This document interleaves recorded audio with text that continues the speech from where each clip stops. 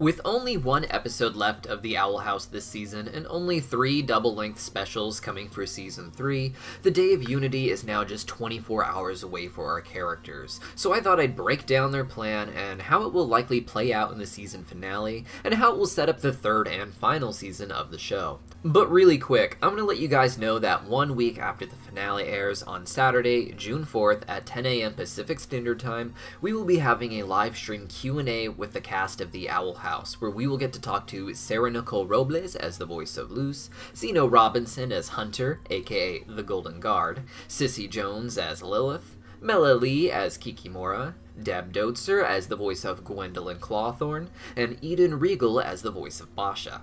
The cast will be signing autograph prints all weekend long. I'll put a link to the Streamly shop in the pinned comment down below. And don't forget to subscribe so you don't miss any updates leading to the stream, as we may be splitting it into 2 streams if the cast joining us grows any larger, and you won't want to miss it. Now, we've known due to previous episodes that the Emperor's plan is to use the Coven system to channel the magic of the general populace through the most powerful among them, the Coven Witches, during an eclipse. From previous flashes, it seems this will achieve the Day of Unity and merge the human realm and the demon realm together, creating some sort of new magic system.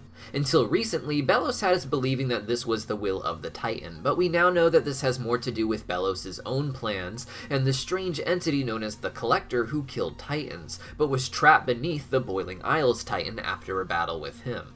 The two are at odds about this plan, and the Collector indicates it's mostly for the benefit of Belos, and that he'd be happy being let out before the Day of Unity and doing other things with his time. With this knowledge, we also learn that the Titan may actually be very pro-wild magic, and it seems part of a Titan's natural lifespan is to die, have sentient life rise up on its decomposing body, and have them worship their Titan who will one day go on to do the same, all while using whatever magic that the decomposing Titan provides for the witches. It was previously believed that the Day of Unity would simply force a universal coven system among witches and maybe even humans, but after the revelation that Belos is a witch hunter, it seems his plan is more intended to kill all the witches, or at the very least steal their power. Why Belos wants to merge with the human realm for this is up for speculation. He himself does use magic, so he doesn't seem to be against its use, and instead rationalizes that witches born with magic are undeserving and evil, something we see was probably inspired by the witch trials of his childhood. With that in mind, he now seems to want magic for the humans, but perhaps with a highly regimented system of control even more enforced than that of the Coven system was on the Boiling Isles. In this penultimate episode to Season 2, the gang has decided to use Ida as a replacement for Rain and throw the entire Day of Unity out of sync. Originally, I theorized that having Ida involved would solve everything because she isn't part of any Coven system, and this would destroy the Coven system entirely, using her wild magic as a template. Instead, however, Ida had to join the Bard Coven and take Rain's place. This works because Ida's curse eats up and corrupts magic.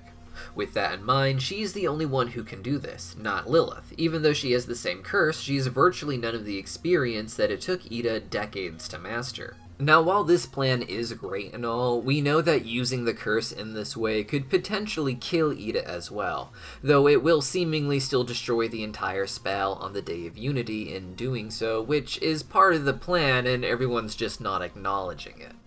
Ida will likely not even get the chance to really sacrifice herself here, however, as we now know that Belos is already expecting Ida to show up and has had eyes on her for quite some time. I think one of the other Coven leaders, particularly Darius, could be responsible for betraying the Cat team, though it's also possible that Belos simply has been able to spy on the Owl House gang ever since Lilith made a spell that allowed them to spy on the Emperor, and he indicated that he was able to see them because of it as well. Up until this episode, it also seemed that Belos had some sort of curse on him, and that eating palisman in their essence was what kept the curse at bay. But the Collector taunts Belos in a way that suggests that the palisman are actually what is causing Belos to lose his human form, and the more he eats, the harder it is to maintain it. I imagine his first hit of Palisman Essence changed him in a way, and he probably could have just quit, but instead he keeps overdosing on raw magic, thinking he needs more and more, ruining his body as he corrupts it with wild magic that hasn't been carved into any particular form. Speaking of which, they also sneaked in a small moment this week where Luz finally had her palisman carved, but interestingly, she didn't choose any particular animal. In her mind, she got to choose who she was when she came to the Boiling Isles, so she wants the same for her palisman, so it will hatch to whatever species it wants, presumably. But what do you guys think? Tell me your theories for Luz's palisman in the comments down below, as I bet he hatches in whatever big battle she gets wrapped up in the climactic finale. While you're down there, don't forget to use the Streamily link to check out what autograph prints are available from your favorite Owl House voice actors. There's a lot of cool new options, with Kikimora in particular looking amazing, so don't miss out if you really want any of these. See you guys at the live stream.